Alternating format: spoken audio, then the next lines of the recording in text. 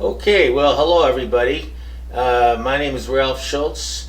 I am broadcasting from Albuquerque, New Mexico, United States of America, and welcome to video number 4 in my series about the Ukraine and the Russian history as I describe it in my book. Русские американцы, пожалуйста, слушают. And that means Russians, Americans, please listen.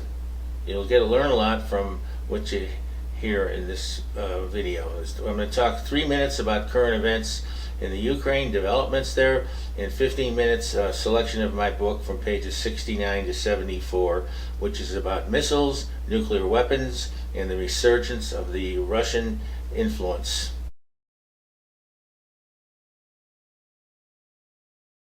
Okay. Just as a reminder, I want to encourage you to subscribe, and it doesn't cost anything. It just helps with the distribution of the video on YouTube, and you just hit the subscribe button, and if you want to have alerts, there's another little button to click there for notifications. That would be very helpful, and I would appreciate it. Thank you very much. And before I forget, and this is Russian Christmas. This is January 7th. So I want to say Soroshdiestvom, and that means Merry Christmas in Russian. Okay, everybody? I hope we have a good discussion today. Now, there are B-2 road vehicles that are used to knock down obstacles being put into the Donbass region. And these lead the way. They plow a road through all kinds of terrain for tanks, military vehicles, and troops to go down and to run more quickly. And Donbass is a difficult terrain, and also has a lot of buildings that are hard to get around.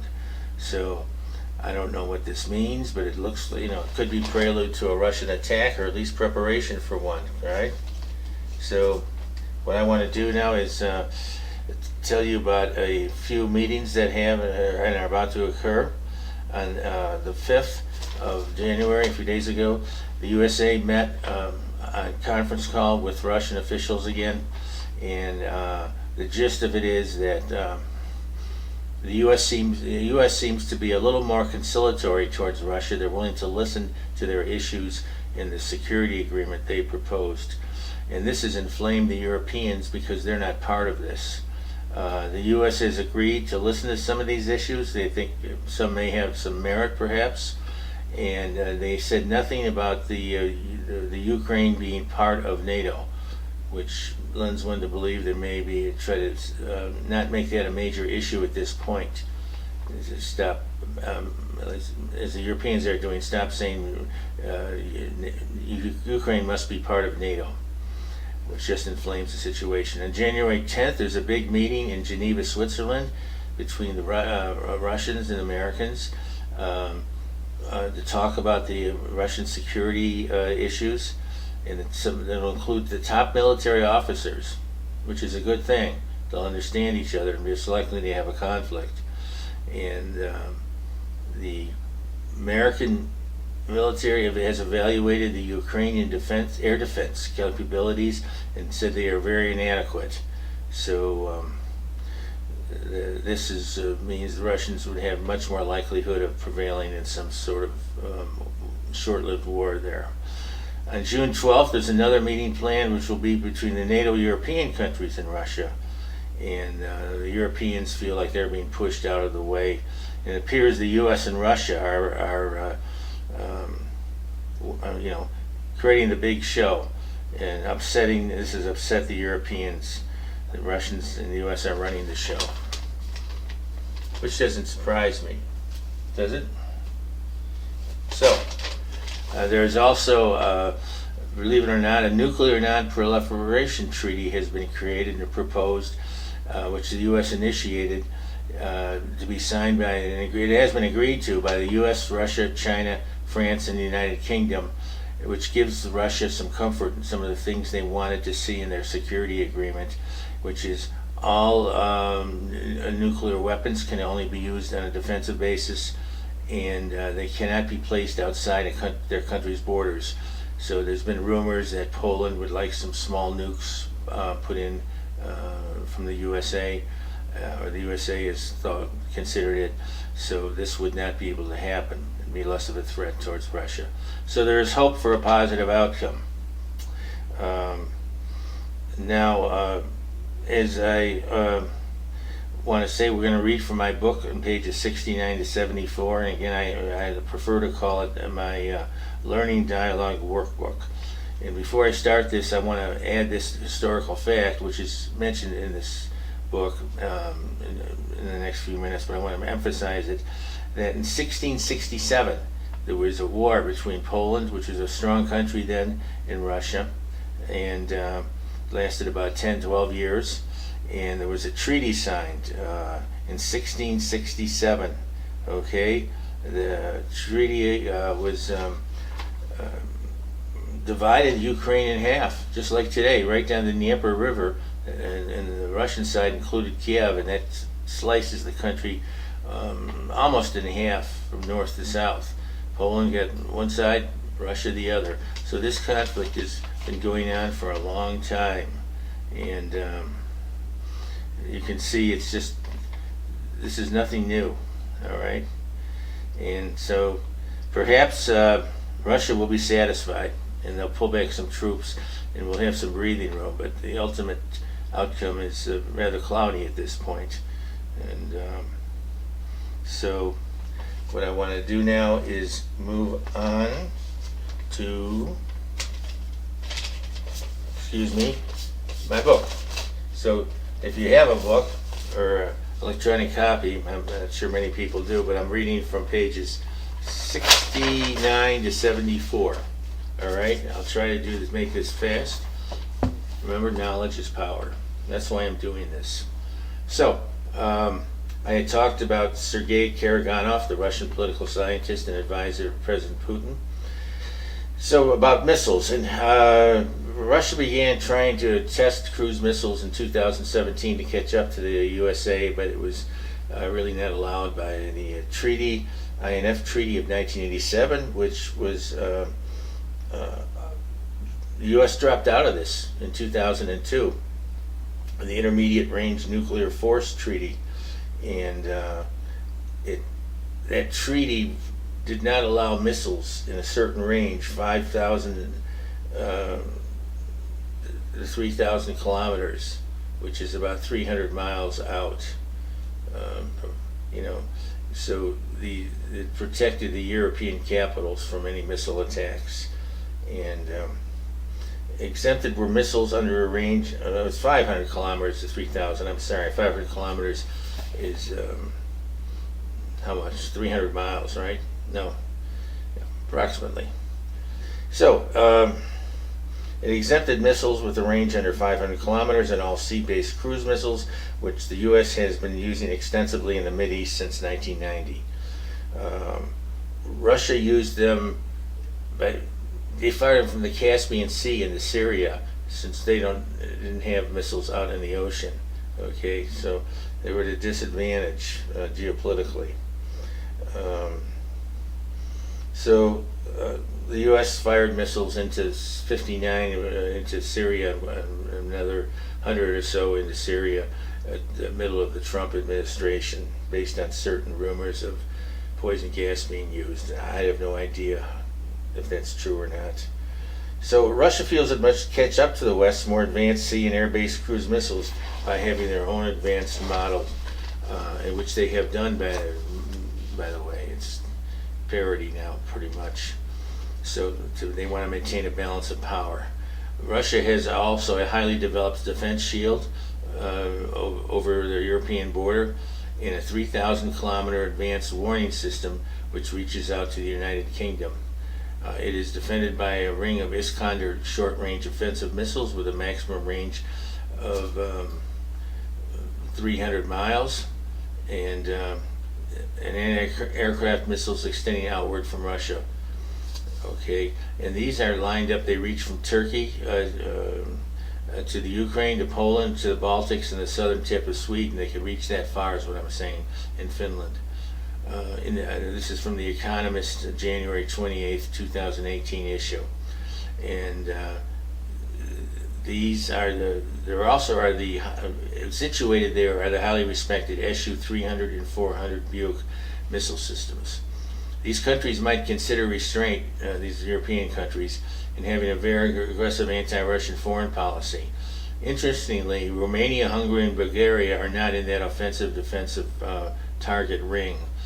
Syria is also protected by a ring of Su-200 defensive missiles that can be replaced by the more advanced Su-300. And Iran has many short-range missiles in the Su-400 defensive system. This entire area is called Russia's anti-access denial system. The Russians have been busy, and Russian leaders want to restore the prestige of their country lost after 1992. Vladimir Putin has said, quote, "The collapse of the Soviet Union is the greatest geopolitical tragedy of the 20th century," end quote. Probably true unless you remember the Russian aristocracy in 1917, which were purged. Russia in the 1990s was rejected by the USA as an equal partner, and then faced an imposed international world order that does not serve nor acknowledge Russia's legitimate interests in their nationalistic traditions, glory, international respect, and sphere of influence, Ukraine. Russia and China have invested substantially to rebuild their armed forces and develop soft power, cyber intrusive conflict, political debates. Russia's official national security statement considers NATO as their greatest threat, and the West is actively trying to create color revolutions. These are revolutions in these various former Soviet states. Ukraine, Georgia, Kyrgyzstan, maybe Belarus, and now maybe Kazakhstan. Who knows? And ultimately, Russia intends to install, ultimately they want Russia to install a Western liberal democracy and dissolve Putin's government. That's basically would be a dream come true for many Americans and Western Europeans. So there is a large overriding Russian concern, hence the defensive and aggressive nature of their policies. And by the way, China is doing the same anti-access missile defense on its coast and has bombers, the HK, that can reach Guam, and missiles and submarines that are configured to sink naval ships, which is the U.S., I believe it's the 7th Pacific Fleet. Hello USA. All of this sets the stage for a random event to trigger both a military and harsh cyber attack. Knock out satellites and invade computers to destroy a country's power grid and military command and control system and render its military helpless. Remains to be seen, can peace prevail?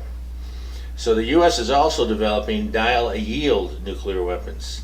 This is a little scary. That will generate a much smaller controlled nuclear explosion with a very accurate smart guided delivery system, making their use more likely and encouraging a nuclear attack or threat to intimidate and control Russia or Iran or China and disassemble their country into weak sections controlled by Western powers. It also lends credence to the Russian belief that the West might unleash a preemptive nuclear attack. You say nonsense? Don't kid yourself, be realistic. There is a line of thought that certain people in the U.S. So-called deep state and neocon thinkers have this idea in the back of their mind. Russia fears the neocon anti-Russian attitude and world strategy and believes they are dangerous. Fear or tremendous concern might be a better word. The B-61-12 dial-yield nuclear bomb can be adjusted from 3% to 12% the size of Hiroshima, and up to 4 times its size and power. The B-83, the typical 1.2 megaton nuclear gravity drop bomb, is ready to attack, is 100 times the size of the Hiroshima bomb. That's incredible. That's the typical nuclear bomb. The B-61-12 also has much better GPS targeting. This is the new dial-a-yield, and can be launched from cruise missiles 500 miles away and in-ground missile silos to hit precise military positions, bases, key communication centers, and infrastructure. Field commanders might also use them if needed to stop an advancing force. The U.S. makes them more usable as widespread damage can be avoided with less radiation in a smaller targeted explosive area. And so we move on here. The attacker, what happened is the U.S. line of reasoning is that a nation could launch a preemptive strike and substantially destroy the enemy's ability to respond. This attacker would then be able to withstand the damage from a limited nuclear counterstrike. That's wonderful. And force the other side to surrender by threatening total nuclear annihilation with their largely intact nuclear arsenal. I don't understand how this would work with submarines carrying nuclear weapons, but this is what I have read. Anyway, it's scary to think about. After 70 years of nuclear parity with little real threat of nuclear weapons being used, now we're at a time when it might be considered a doable and winnable strategy by some people. This is not détente as in 1972 to 89, which eased tensions between these countries and encouraged understanding and positive relations. And remember, if smaller dialed-down nuclear weapons are launched, it may spontaneously lead to larger weapons being used. Russia has stated it will use small-scale tactical battlefield artillery nuclear weapons if its homeland is threatened. And they're feeling threatened now. And by the way, I read this personally. It's on the internet. Their entire defense policy. It's about 10 pages long. Okay? This is in their official strategic military plans. You can see it in the internet. The very fact some people are even reviewing this option is scary. When I look at these facts, it seems as if the West is misguidingly and perhaps some people purposely threatening Russia and risking a major war. I won't, I would hope my family members, if my son was younger, wouldn't have to fight in this sort of thing. Russia is also trying to build a multipolar world, and since 1992, the end of the Soviet Union, the USA has been the unipolar power until the past few years, when Russia reasserted itself, and also China. This is a problem for many Western leaders and intellectuals. As I have stated, in the US, many are called the neocons. They are really this idea floating around, which I call a vapor, not the deep state, affecting many inside and outside government, represents a more aggressive and militaristic U.S. foreign policy. Several leaders in Congress have this attitude. I won't say who they are. That believes in extending U.S. influence in countries all over the world. Some think the USA wants to manage the world for the world's own good and the USA's own image. They are the ones in the news always saying Russia is a grave existential threat and enemy. Well, I don't believe it. And it seems as if the news media just goes along with this line of reasoning. They primarily create news which doesn't present serious oppositional points of view. And I'm trying to present at least the facts that explain why Russia acts as it does. Remember Walter Cronkite, the iconic newscaster of the 1960-75 era? He went to Vietnam in 1968 to see the war for himself. And then back in the USA on national network TV, stated Vietnam is a lost cause and a draw unwinnable. No one was saying this in the media.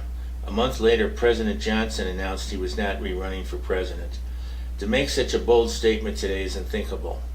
And so Russia is not going to attack the USA or Europe or NATO with military force, but possibly they are or have with cyber misinformation. NATO has the same cyber capability. I remember I wrote this 3 years ago approximately. Russia is protecting their area of influence around their borders, and sometimes this looks harsh to the West. This is more like a rivalry and competition for prestige and world influence and respect. I had a lady friend in Russia who in 2015 said our two countries were vying for influence, and just bumping each other around, like giant countries do when their interests conflict. Someone else said the Russian government is unstable, which is a little bit scary. This is probably one reason why President Putin has so tightly controlled the Russian state. They fear chaos and are concerned about radical change. Remember, many powerful people in and out of the U.S. government believe in regime change. It is part of the deep state, or I call it the deep vapor objective. So it is necessary to maintain the stability of Russia against outside Western influence, trying to uproot the government and create a Western-style democracy. President Putin forced all the numerous NGOs, that's non-government organizations, that were trying to do this type of thing to register as foreign agents, with many connected to NATO countries. This has reduced their influence. the National Endowment for Democracy was booted out of Russia, which allegedly promoted Western liberalism, democracy, and chaos within Russia, funded by the U.S. U.S. aid was also removed. These type of organizations promoted the color revolutions in Ukraine and other countries to install democratic regimes friendly to the USA and the West. They may deny this allegation. The USA put this is true, the USA put $5 billion into the Ukraine over 20 years to create a Western-style democracy friendly to the West and not Russia. Ukraine and Russia have been connected culturally since the year 850. The Russian government fears it may be undermined and toppled by outside hostile forces. You think it's true? Would you like numerous Russian non-governmental groups to be operating in the USA, constantly criticizing and trying to diminish U.S. democracy and create Russian types of more centralized government? I don't think so. So let's really be honest about this, okay? The Russian cyber interruptions into the elections, if they're true, and some say yes, some say no, but I'm not even talking about that at this point. But the fact that they were embarrassment to U.S. leaders, and now they are mad, is a hornet's nest splashed with a big bucket of water. In the fall of 2016, during and after the U.S. elections, Russia created over 3,000 Facebook ads, according to Facebook, that reached 11.4 million people, resulting in 80,000 posts that reached another 129 million people. The news networks say this is a threat to U.S. democracy. Here goes what I think.